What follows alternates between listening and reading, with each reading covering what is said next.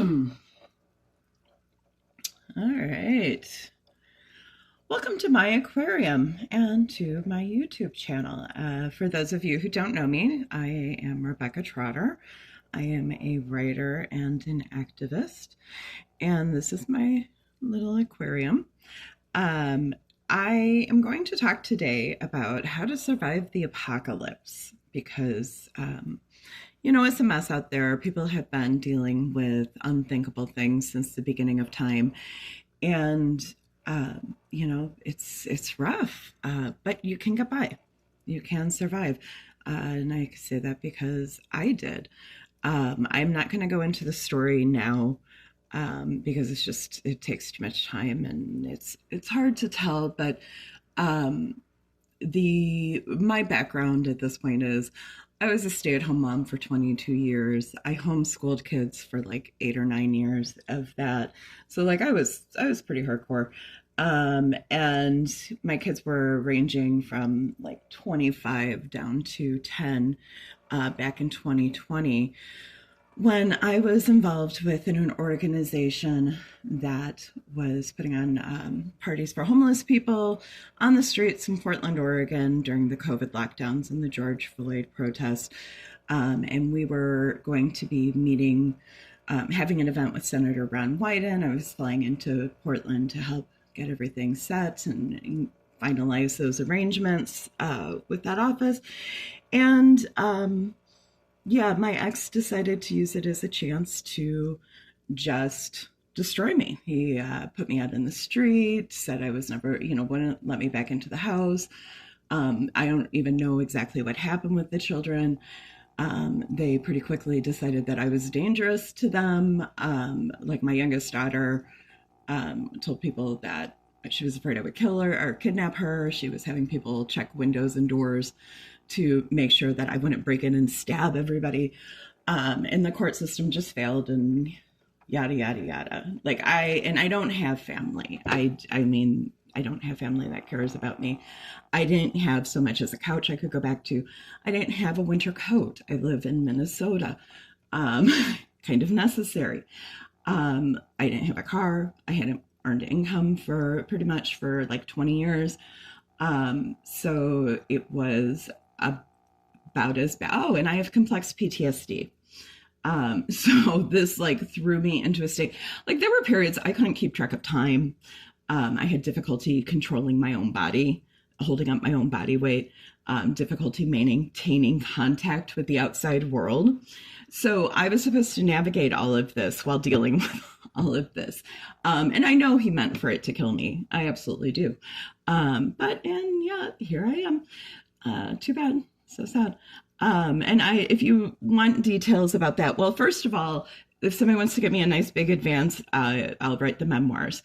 But otherwise, I've said what I am willing and able to say about it right now. If you look at a video I did called Why I'm Proud to Be, or I'm Grateful to Be an American. And that's really all the detail that it's just too hard to talk about, frankly. But when this happened, I made certain commitments.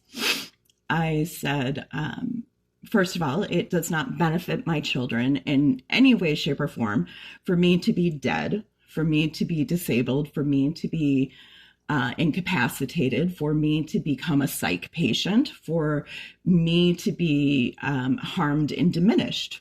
That is not to my children's benefit. What benefits my children is me being healthy and strong and stable and able to, to be a good mom to them. So that's my first priority. And I wasn't going to let myself, like, you couldn't just dangle the children in front of me and have me agree to have my mental health care controlled, like we're not doing that. It's not an option. So that like set priorities for me. And the second thing was I decided that I would believe that there would be an after. This was one of those before and after events. And honestly, one of the groups of people that I looked to as like evidence that there could be an after were dads who were like, I mean, there have been plenty of dads who have been put out with, nothing. Hopefully they at least had a job. But, there were plenty of dads who have had their children turned against them. And, I know stories, I know people who were able to come back and recover and build, carry on lives. And so I chose to believe that that was possible for me as well. And then I decided that if I was going to be doing this, if you want to take everything from me, you want to take my home, you want to take my family, you want to take my ability to do anything for themselves, well, that's a reset. And now this time I get to build a life that works the way I want it to work, because not ever have I had a life that worked the way I wanted it to work. My life was always subverted to other people. My parents felt entirely entitled to my labors and to my obedience and to my service. My ex, he was the one he earned income. I took care of the household. He got the priority because, we were financially dependent on him.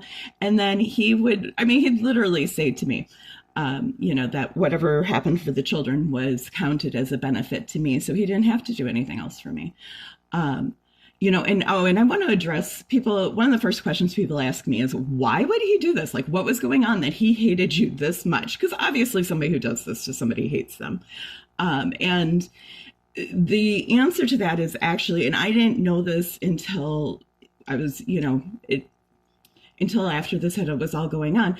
Apparently he had basically created a separate life for himself with another woman who lived in a different, she lived in a different part of the country.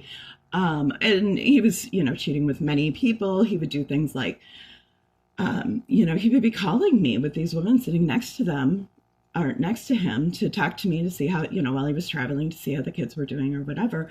And then they'd, sit around and hee and ha ha about me and how I dress and how stupid I am and how nerdy I am. And, he claimed I refused to work and I was, just this, like, whatever. He was being forced to stay married to me and all this nonsense. And if you'll recall the story, I was on my way to meet with a U.S. senator, as well as any other politicians and business people that we could do. Well, if I am able to stand up, if I am seen, that pretty much, that blows a hole in his whole story. Because of course, once people see me, once people actually engage with me and interact with me, and they know that he's full of crap. Like, it's not actually difficult to perceive if you're not, I don't know, if you're not whatever you are. But so that's the vibe. But yeah, so those were my three choices, or my three, like, sort of principles that I was going to work with, the decisions that I made right at the beginning. But it takes a lot more than that. And the truth is that I would not have survived this if I had not been doing my work as a human being for pretty much my entire life. When, people will say like, oh, it's training, you're learning. That wasn't my experience. I didn't go into training. I went from, it was basically like going from like special forces training, which can be dangerous in its own right, to actual combat. So what I was doing was I was applying skills that I had been using and honing to survive with someone who would act like this, and to keep my children safe with a father who acts like this for a very long time.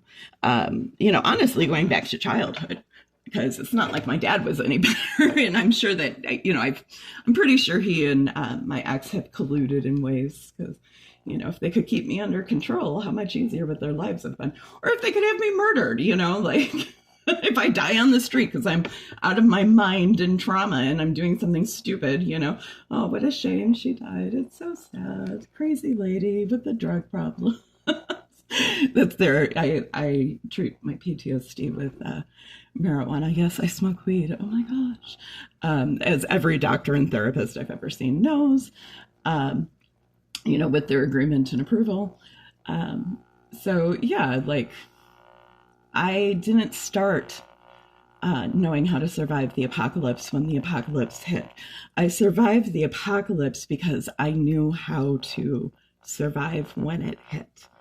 And that's one of the things that I'm going to be talking some more about, over the course of weeks as we go on. Like, if I had still been dealing with, if I hadn't already addressed my money issues, how much harder would it have been if I lost everything?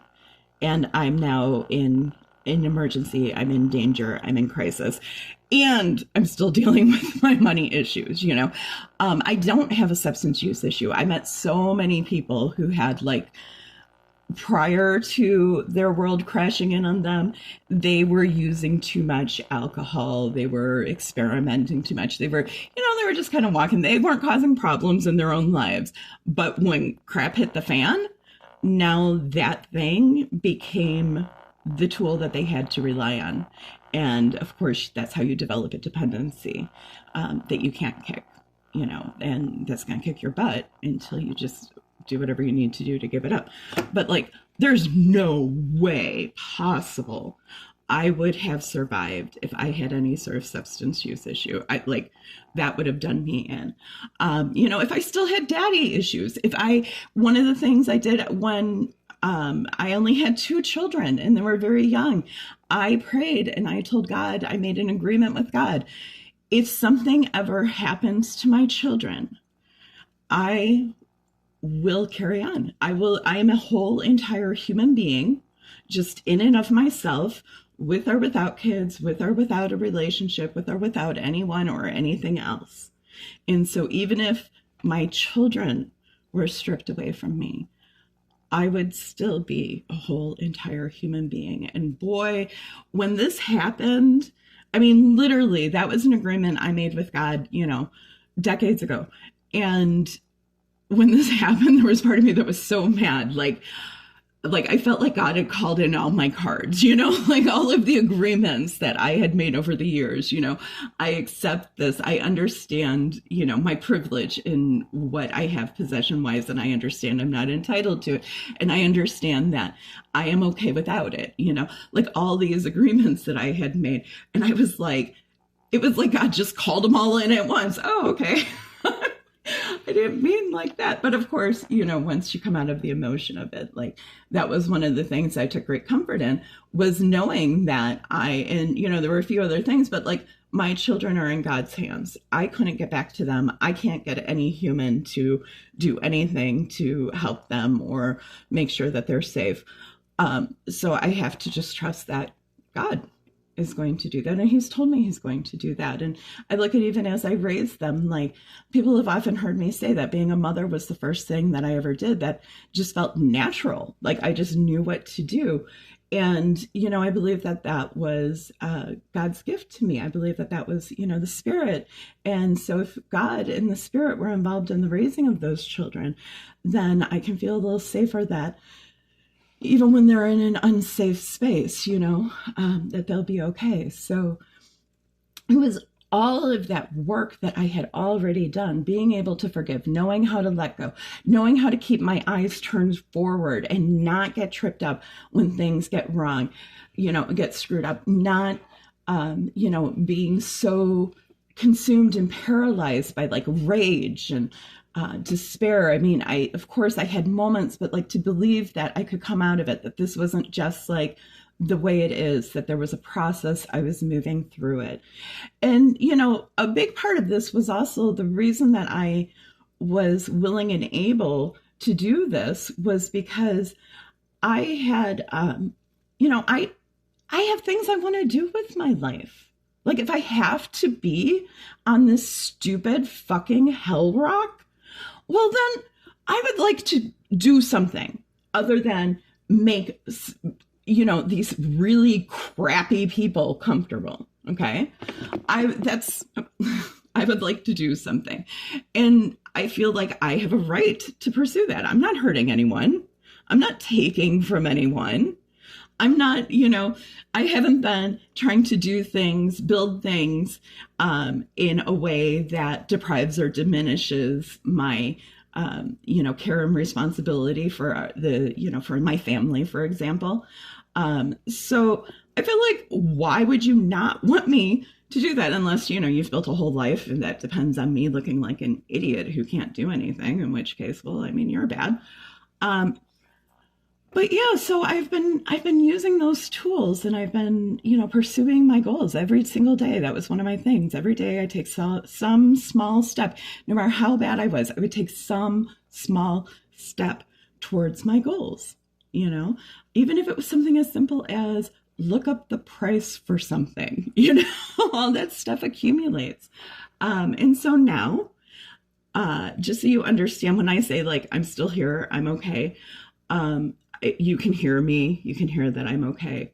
But also like I did manage. My path went from when this first happened, I spent 5 months working with the organization in Portland. I was out 4 to 6 times a week I mean, this was easily a 60-hour-a-week job to hold gatherings for unhoused people. We had a whole kitchen that I ran.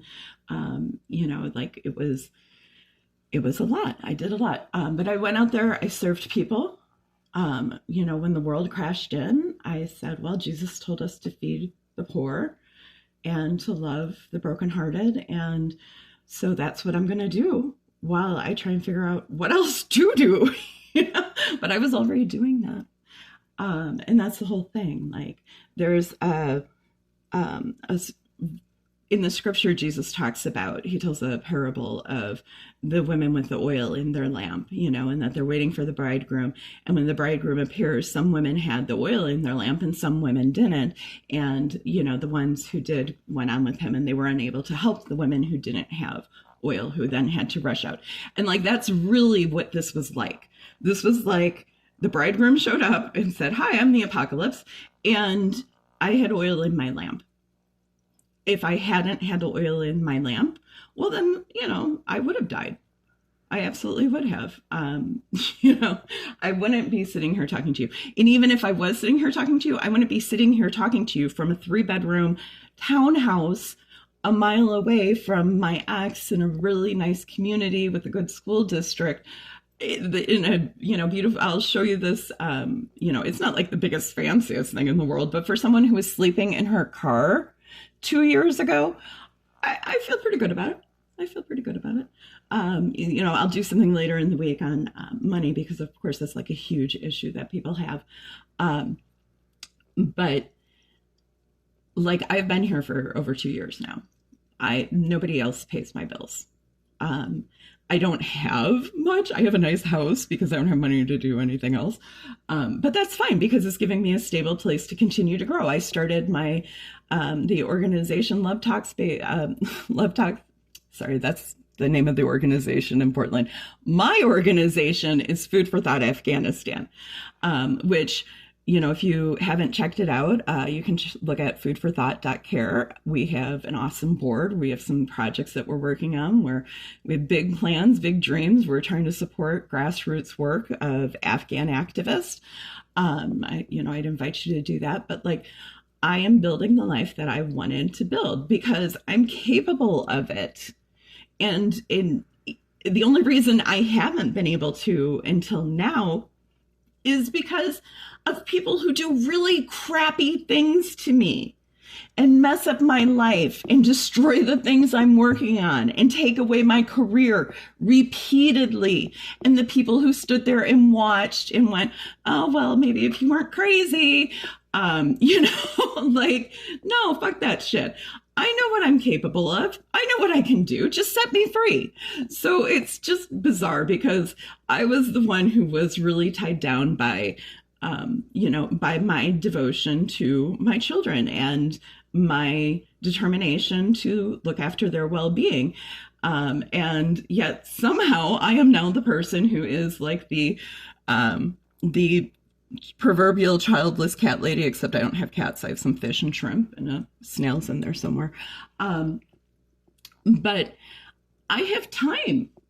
It is so easy. I control my life. I go to sleep when I want. I get up when I want. It's just like, this life after a lifetime of taking care of children. Like, I'm the oldest of 9 kids. I'm pretty sure I changed my first diaper before I went to kindergarten. I had 5 kids. I had been a mom for 25 years when this started in 2020. And now, like, I'm safe, I'm stable, I control my own life. I have a good life, and I'm building things that should give me the stability I need to make up for the fact that, I'm 50 years old and I don't have any social security. And I was, left with, like, I was just used, sucked dry, and thrown out. But, God is good. God is good. So, anyways, that's just kind of what I wanted to share with you guys today about surviving the apocalypse. Yes, it is possible, but you really need to be working on it long before the apocalypse hits, because it's rough out there, man. But you can do it. God's got you. And even if you aren't prepared, I promise you, if you just keep turning back to God, like, yell at God, cuss God out. But when the devil shows up, you better tell him to get the fuck away from you, because you might be mad at God, but this is a family fight and he's not in the family. So just stay your course. Do what's right. Turn to God. He'll keep you safe. Check out, I'm going to be talking or putting up a video tomorrow on my Patreon, Sunday sermons, talking about why I am a Christian and not a pagan. I had some really interesting experiences with paganism and pagan people during this journey, and came to understand that whole issue much better than I did before. So I want to share that with you. You can go and find that on Patreon. I will eventually be getting that posted in other places, but if you don't want to wait, that is where to find it. And if you would like to support me, if you'd like to help me make up for the sort of psychos that put people out in the street and just leave them there, you are more than welcome to do so. I will invite you to check out my website, The Upside Down World. It's www.theupsidedownworld.com. And there are all kinds of ways you can support me. I have books, I have merchandise. You can join my Patreon. There's instructions for, you can send me a donation. All of it is very helpful. I am a very good investment, and I am a true woman. Whatever you give me, I will take it and multiply it. So, yeah. You guys have a good day, afternoon, night, morning, wherever you are. I wish you nothing but the best, and I will talk with you again soon. Bye.